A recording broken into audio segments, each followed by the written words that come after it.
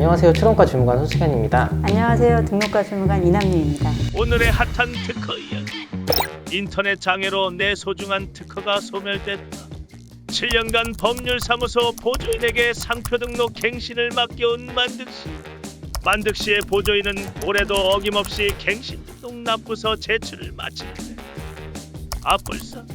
그런데 통신사 인터넷 서비스 장애로 그만 온라인 제출에 오류가 생기고 마는데 까마득히 몰랐다가 시판 일이 다가와서야 이 사실을 알게 된 만득씨와 보조. 발만 동동 굴리며 이러지도 저러지도 못한다. 만득씨는 권리 회복을 받을 수 있을까?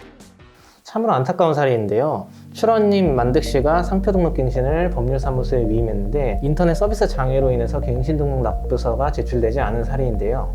어떻게 보시나요? 만득씨는 권리 회복을 받을 수 있을까요? 글쎄요. 의도치 않은 인터넷 서비스 장애로 발생된 일이니 출원인이나 법률부조인의 실수라고 하긴 뭐하고, 그렇다고 제출되지 않은 납부서를 인정한다는 게 잘 모르겠네요. 그렇죠. 그만큼 난감한 상황이 아닐 수 없는데요. 정답은 가능해진다입니다. 작년 10월 특허청에서는 권리회복 요건을 책임질 수 없는 사유에서 정당한 사유로 개정했는데요. 이번 4월 20일부터 개정된 법률에 따라 권리회복 심사가 시행되면 만득씨와 같은 사례를 가진 출원인들이 권리회복을 받을 것으로 보입니다. 법률에 관한 사항이다 보니 이해하기가 쉽지 않은데요. 풀어서 설명해 주실 수 있을까요? 먼저 정당한 사유의 의미가 좀 궁금합니다.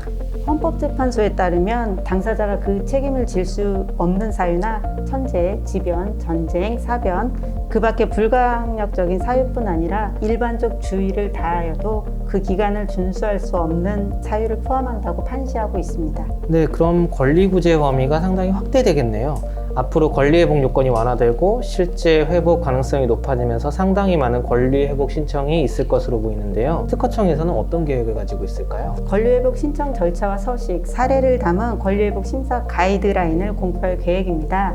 근거 법령과 법령에 사용된 용어의 해석뿐만 아니라 정당한 사유의 유형을 천재지변, 인위적 과실, 기타 등으로 나누어 쉽게 설명하고 권리회복 신청에 사용된 양식을 첨부하여 권리자 등이 권리회복 신청에 필요한 지식을 얻을 수 있도록 할 계획입니다.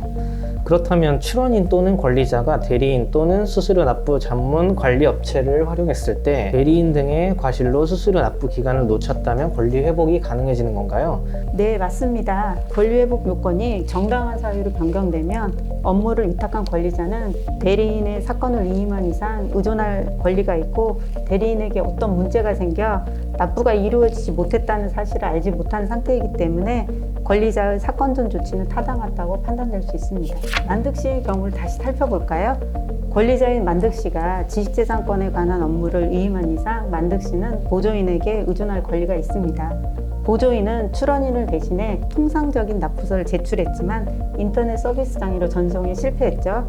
만득씨와 보조인 모두 사전에 인터넷 서비스 장애를 예측할 수 없었기 때문에 단순한 부주의로 판단하기는 어렵습니다.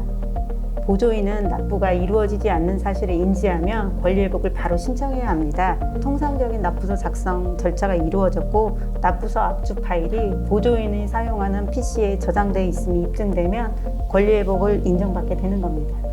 어떤 사유가 있었다는 것만으로 반드시 회복이 되는 것이 아니라 평소 실수를 방지하기 위한 대리인 측의 적극적인 노력과 납부 기간이 지났다는 것을 인지한 즉시 회복 신청이 필요하다는 뜻으로 들리네요. 그렇다면 대리인이 소멸 예고 안내장을 받지 못해서 연차 등록료가 미납되었다면 그런 경우에는 어떻게 될까요? 이런 경우에는 권리회복 신청이 받아들이지 않을 가능성이 매우 높습니다. 사실 특허청에서 제공하는 소멸 예고 안내장, 납부 안내서는 권리자의 편의를 도모하는 차원에서 발송되는 우편물입니다. 이 경우에는 소멸 예고 안내장만으로 판단했기 때문에 사전 예방 조치를 갖췄다고 보기 힘듭니다. 그렇겠네요. 지식재산권 대리 업무를 업으로 삼고 있다면 그것에 상응하는 충분한 예방 조치를 스스로 해야 할 것으로 보입니다. 책임질 수 없는 사유가 정당한 사유로 개정됨에 따라 출원 제도의 변화가 있다고 들었습니다. 네, 그렇습니다. 특허 등의 출원 과정에서 수수료 미납, 위임장, 미천부 등 절차상의 하자가 있는 경우에는 서류의 제출인에게 하자를 치유할 수 있도록 일정 기간을 정하여 보정을 요구하고 지정된 기간 내에 그 보정을 하지 아니하면 무효로 할 수 있는데요. 정당한 사유가 있는 경우 그 사유가 소멸한 날부터 2개월 이내에 보정 명령을 받은 자의 청구에 의하여 그 무효 처분을 취소할 수 있습니다. 단 지정된 기간의 만료일로부터 1년이 지났을 경우에는 그러지 않습니다. 아, 그렇군요. 이외에도 출원 관련 개정사항이 있을까요?